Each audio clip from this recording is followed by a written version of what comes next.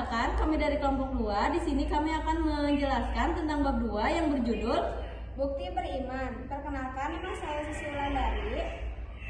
Perkenalkan, nama saya Novita Fitriani. Perkenalkan, nama saya Kamila Susanti. Perkenalkan, saya Chelsea Olivia.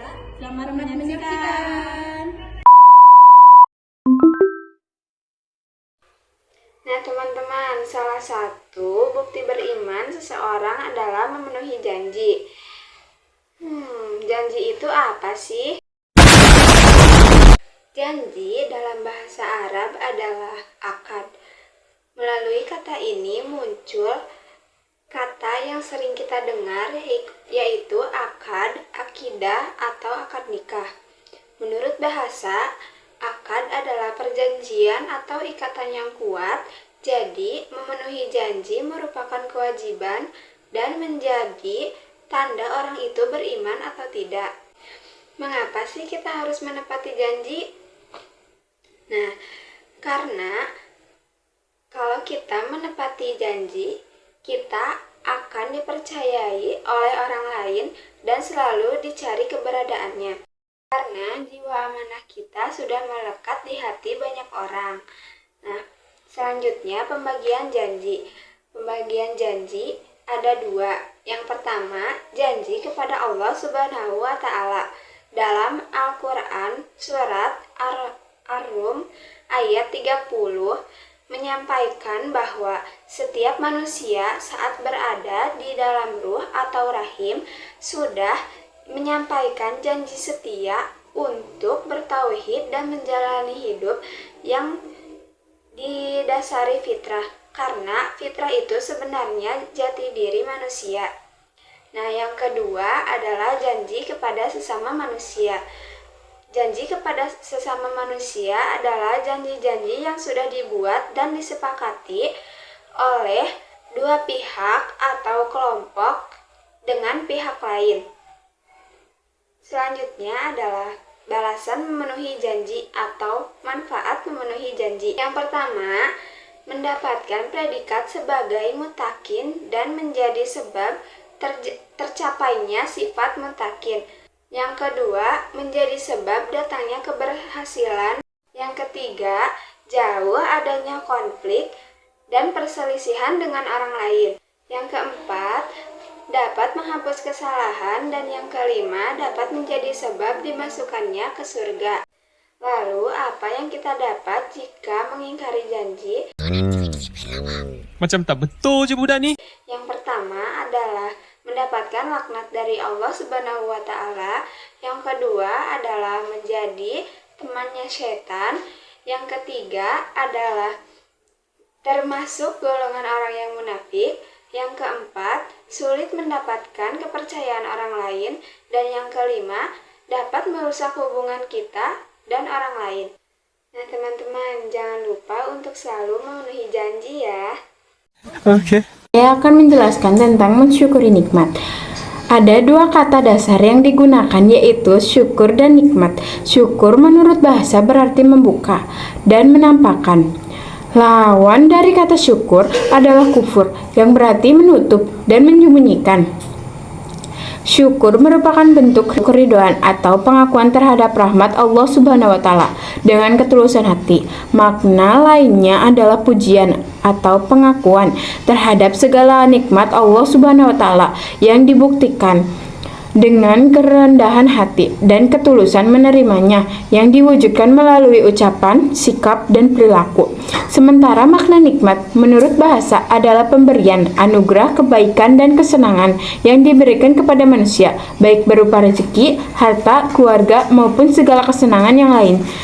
Seringkali kita diingatkan oleh khotib atau dai bahwa nikmat terbesar itu adalah iman dan Islam, termasuk juga nikmat sehat walafiat. Berdasarkan penjelasan tersebut, mensyukuri nikmat adalah berterima kasih kepada Allah Subhanahu wa Ta'ala atas segala nikmat yang telah dianugerahkan kepada kita. Cahayanya adalah menggunakan segala nikmat tersebut sesuai dengan tujuan nikmat itu diberikan. Misalnya, nikmat tangan, mata, dan kaki semuanya digunakan untuk hal-hal yang benar menurut Allah Subhanahu wa Ta'ala. bukan keinginan, nafsu, syahwat, apalagi perbuatan maksiat. Contoh tidak baik digunakan umat Yahudi yang dikisahkan oleh Al-Quran. Oke. Di sini saya akan menjelaskan itu memelihara lisan. Lisan adalah anggota tubuh berharga karena dapat membawa kebaikan maupun keburukan. Lisan yang tidak dapat dijaga akan menimbulkan pertengkaran, perselisihan, perang, bahkan pembunuhan. Sebaliknya, lisan yang dijaga dengan baik akan menghadirkan kedamaian, cinta, harapan, dan ketenangan bagi orang lain. Al-Quran mengingatkan bahwa lidah, tangan, kaki akan menjadi saksi atas perbuatan manusia di akhirat. Rasulullah Shallallahu Alaihi Wasallam menegaskan bahwa keselamatan manusia sangat bergantung pada kemampuannya dalam menjaga lisan, berbicara yang baik atau diam. Yang kedua, fitnah, ghibah atau buhtan. Fitnah dalam Al-Quran memiliki makna cobaan, ujian, musibah, atau siksaan. Berbeda dengan pemahaman masyarakat Indonesia yang mengartikan fitnah yaitu tuduhan palsu. Sedangkan ghibah adalah membicarakan aib orang lain meskipun hal itu benar. Untuk buhtan sendiri adalah kebohongan atau tuduhan palsu tentang seseorang. Rasulullah Shallallahu Alaihi Wasallam menjelaskan jika yang dibicarakan itu benar ghibah, jika tidak benar maka itu adalah buhtan. Yang ketiga, petunjuk Islam dalam menjaga lisan. Beberapa pedoman dalam penggunaan lisan: menghindari kebohongan, perkataan yang tidak bermanfaat, dan banyak bicara yang sia-sia. Menjauhi omongan kotor, ucapan kotor, dan batil. Tidak berdusta karena dusta adalah tanda kemunafikan. Tidak mengunjing, tidak berkata kasar atau melaknat. Menjauhi adu domba dan sifat mudah marah. Menjawab orang tua dengan sopan dan menghindari perdebatan antar orang tua dan anak. Sekian materi dari saya. Oke. A few moments later. Di sini saya akan menjelaskan tentang menutupi aib orang lain. Aib adalah cela, cacat, nista, noda, perilaku hina, atau ada juga bermakna kiasan, yaitu arang di muka. Biasanya digunakan dalam kalimat bagaikan arang